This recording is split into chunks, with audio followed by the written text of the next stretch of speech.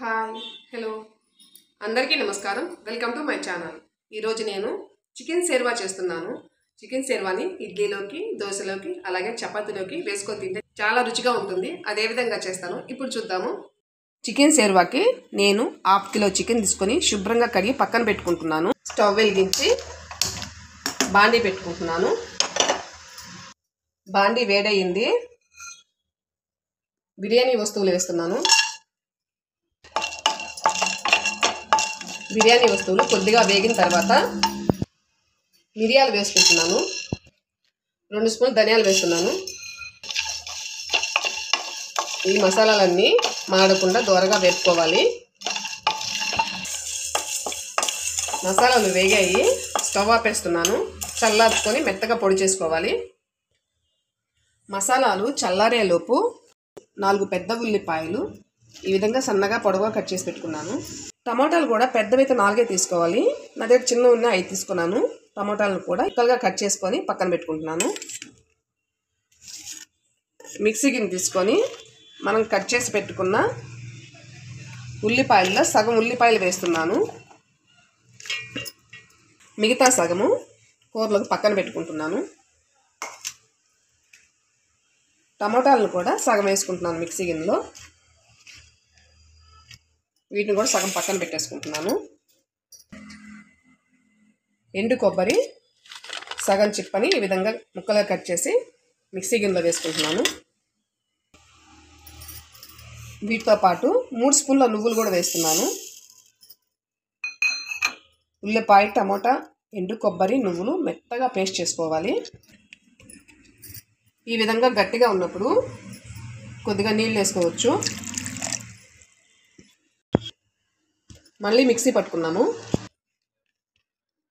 ఈ విధంగా మెత్తగా మిక్సీ పట్టి పక్కన పెట్టుకోవాలి. ఇంకొక చిన్న మిక్సీ గిన్నె తీసుకొని మనం వేయించి పెట్టుకున్న మసాలాలు వేసి మెత్తగా పొడి చేసుకోవాలి.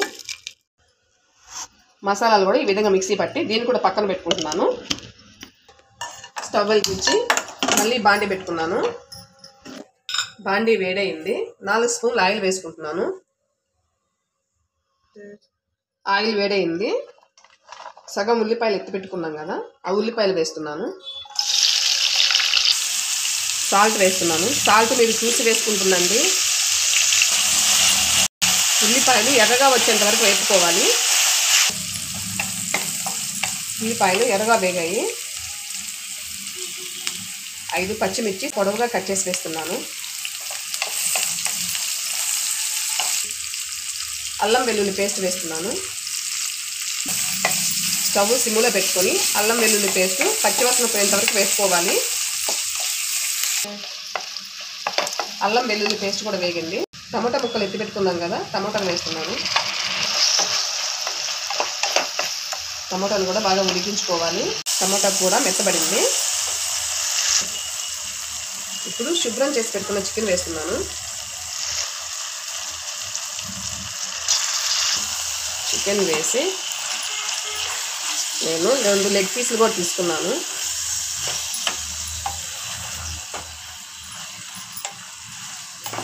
బాగా ఇట్లా కలుపుకొని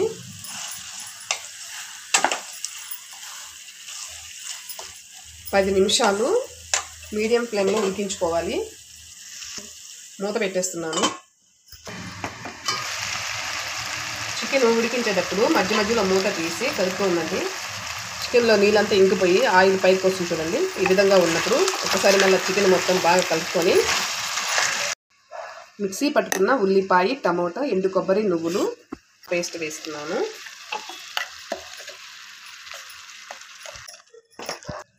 పేస్ట్ వేసి చికెన్ మొత్తము ఇట్లాగా బాగా కలుపుకోవాలి. కలుపుకొని మనకి షేర్వాకి ఎంత నీళ్ళు కావాలో అంత నీళ్ళు పోసుకోవాలి.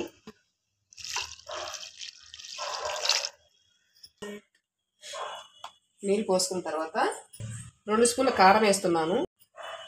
మీ రుచికి తగ్గట్టు కారం, ఉప్పు వేసుకోండి. పసుపు కూడా వేసాను. కారము, పసుపు వేసి ఇట్లా చికెన్ మొత్తము బాగా కలుపుకొని ఆయిల్ పైకి తేలేంత వరకు మూత పెట్టేసుకోవాలి.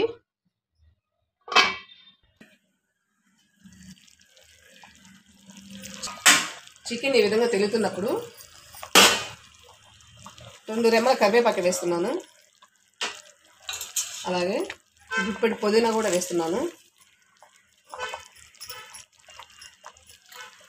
కరివేపాకు పుదీనా వేసి చికెన్ను ఒకసారి బాగా కలుపుకోవాలి. ఈ విధంగా మూత పెట్టినా కానీ మధ్య మధ్యలో మూత తీసి కలుపుతూ ఉండండి.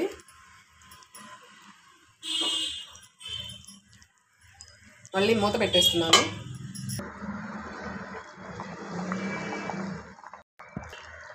ఆయిల్ ఇలాగ పైన తేలుతున్నప్పుడు వేయించి పొడి చేసుకుని పక్కన పెట్టుకున్నాం కదా బిర్యానీ వస్తువులు, ఆ పౌడర్ వేస్తున్నాను. పౌడర్ వేసి ఒకసారి మళ్ళీ చికెన్ మొత్తం బాగా కలుపుకొని ఉప్పు చూసుకున్నాము. ఫస్ట్లో వేసాము. ఈ టైంలో ఉప్పు చూసుకొని సరిపోకపోతే వేసుకోవచ్చు.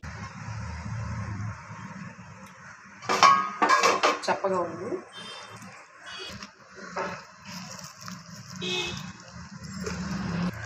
ఉప్పు వేసి కూడా ఒకసారి చికెన్ మొత్తం బాగా కలిసేటట్టు కలుపుకొని స్టవ్ సిమ్లో పెట్టుకొని 10 నిమిషాలు ఇట్లాగే వదిలేద్దాము. మూత తీస్తున్నాను.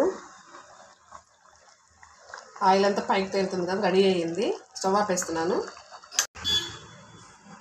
ఇడ్లీలోకి, దోశలకి, చపాతీలోకి ఈ షేర్వా చాలా రుచిగా ఉంటుంది. వేడివేడిగా చికెన్ షేర్వా రెడీ అయింది. మీరు కూడా నేను చెప్పే విధంగా తయారు చేసుకొని తిని ఎంజాయ్ చేయండి. లైక్ చేయండి, షేర్ చేయండి, సబ్స్క్రైబ్ చేయడం మర్చిపోవద్దు. ఈ వీడియో ఆచరణ చూసినందుకు మీకు చాలా థ్యాంక్స్.